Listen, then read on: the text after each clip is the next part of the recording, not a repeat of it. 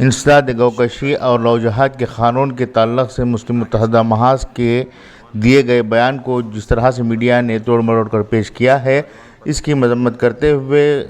شموگا مسلم متحدہ محاذ کے general secretary مولانا حامد عمری نے اس کی وضاحت کی ہے۔ مولانا حامد عمری نے اس موقع پر کیا کہا، چلیے انہی کی زبانی سنتے ہیں۔ انقلاب نیوز کے لیے بیورو رپورٹ شموگا۔ جو محاذ کی جانب سے گاؤں کشی اور لو جہاد کے قانون کا استقبال کرنے کی بات کہی گئی ہے، کیا معاملہ ہے؟ اس سلسلے میں سوشل میڈیا پر سخت تنقید ہو رہی ہے، اس پر آپ کیا رد عمل چاہ کریں گے؟ دراصل آج شموگا شہر کے جو حالات ہیں اس کے مد نظر ایک مسلم متحدہ محاذ کی جانب سے ایک پریس میٹ رکھی گئی تھی، جس میں مختلف حالات اور ایشوز پر گفتگو ہوئی، تفصیلی گفتگو ہوئی، اور ساتھ ساتھ یہ بات بھی رکھنے کی کوشش کی گئی کہ جیسا کہ ہمارے یہاں کے ایم پی اور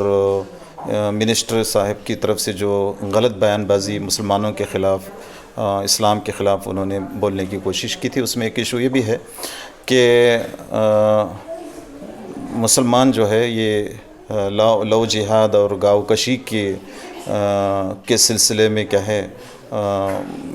تائید کرتے ہیں، یعنی تو اس کی روشنی میں انہوں بولنے کی کوشش انہوں نے کی، اور ہم نے یہ کہا کہ ہمیشہ کبھی بھی کسی بھی ایشو پر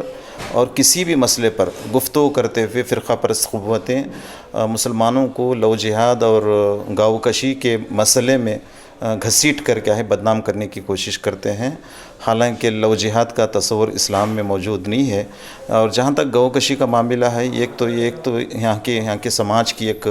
بڑے سماج کی غذا ہے، اور وہ غذا کے طور پر استعمال کرتے ہیں، اور اس کے لیے بہت سارے قوانین بناتے ہیں اور بنتے ہیں، اور